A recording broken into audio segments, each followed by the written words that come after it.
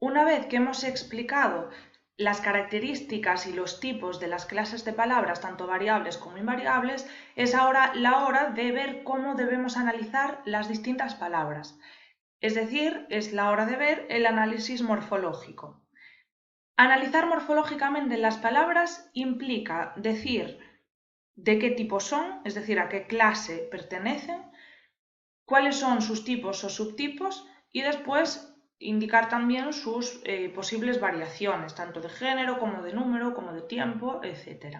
Vamos a ver cómo tendríamos que hacer entonces. Vamos a empezar con las clases de palabras variables, que son quizás las más complejas porque tenemos que decir más cosas sobre ellas. Para analizar morfológicamente un sustantivo, tenemos que decir antes de nada que es un sustantivo, eso está claro. Y después tenemos que indicar sus tipos y subtipos y también su género y su número. Por ejemplo, en el caso del sustantivo nieve, tendríamos que decir que es un sustantivo común, que es un sustantivo concreto y que es incontable. Fijaos, al llegar a incontable paramos, ya no tenemos que decir si es individual o colectivo, porque individuales o colectivos solamente son los contables, ¿sí? Entonces, solamente hasta ahí. Una vez que hemos dicho ya todos los tipos a los que pertenece, tenemos que indicar que es femenino, la nieve, y singular. Vamos con los adjetivos. Los adjetivos, lo mismo. Empezamos diciendo que es un adjetivo calificativo. Después decimos si es especificativo o explicativo, que para esto es importante tener en cuenta el sustantivo al que acompaña. Y luego decimos el grado en el que está, su género y su número. Bien, ejemplo, rota. Rota es un adjetivo calificativo.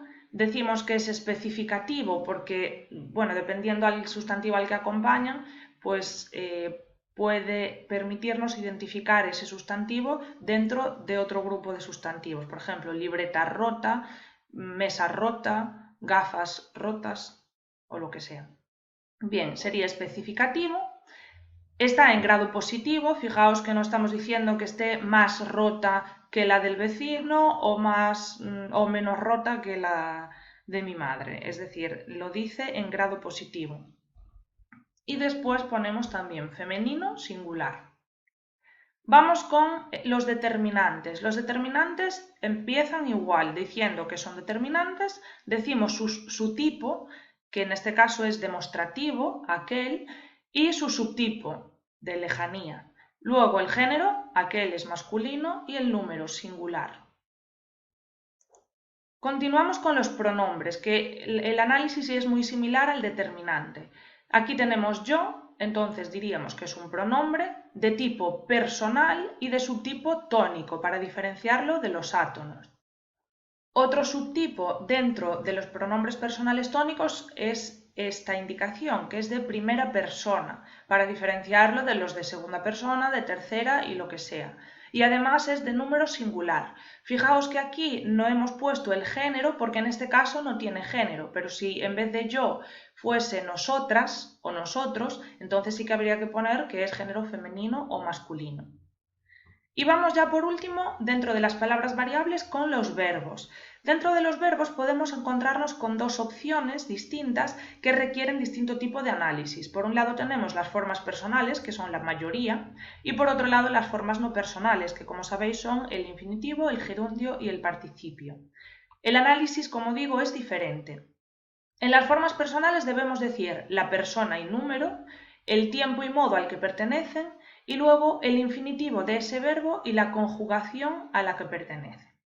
Por ejemplo, el verbo destruyó. Fijaos, es tercera persona de singular, porque sería él o ella, destruyó, del pretérito perfecto simple, que es un tipo de pasado, de indicativo, del verbo destruir, y como acaba en ir, fijaos, pertenece a la tercera conjugación.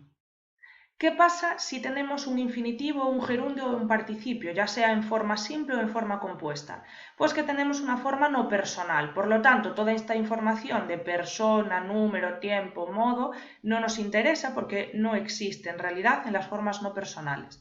Lo único que tendríamos que decir en estos casos es decir cuál es la forma no personal, si es simple o compleja, es decir, si es un infinitivo, gerundio o participios simples o compuestos, y después decir el infinitivo del verbo y su conjugación. Por ejemplo, hablando es el gerundio simple del verbo hablar y de la primera conjugación. Vamos ahora con las palabras invariables. Estas son muy sencillitas porque apenas tenemos que dar información sobre ellas.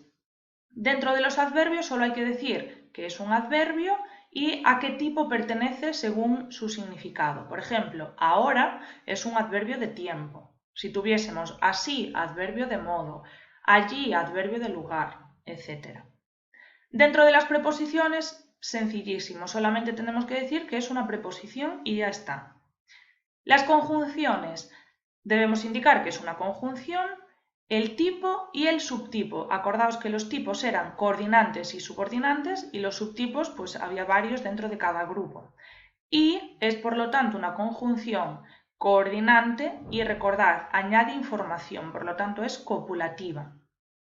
Y por último las interjecciones, solamente hay que decir que la palabra pertenece a este tipo y luego decir si son propias o impropias. Bien, por ejemplo, es una interjección y es impropia. Recordad que decimos que es impropia porque originalmente bien es un adverbio, no una interjección, pero la usamos con ese significado de expresar una emoción. Aquí en otro color os hablo de las contracciones, porque aparecen muchas veces y a veces os crean algunas confusiones, ¿no? Las contracciones son palabras que están creadas a partir de la unión de otras dos palabras. Entonces, si nos encontramos para analizar una de estas contracciones, tenemos que identificar cuáles son las palabras por las que está formada esta contracción y analizar cada una de ellas. Por ejemplo, la contracción del, que aparece muchas veces, está formada por la preposición de y por el determinante artículo determinado masculino singular, el. Podéis hacerlo así o podríais poner contracción de más el y luego analizar de preposición, el determinante artículo determinado masculino singular.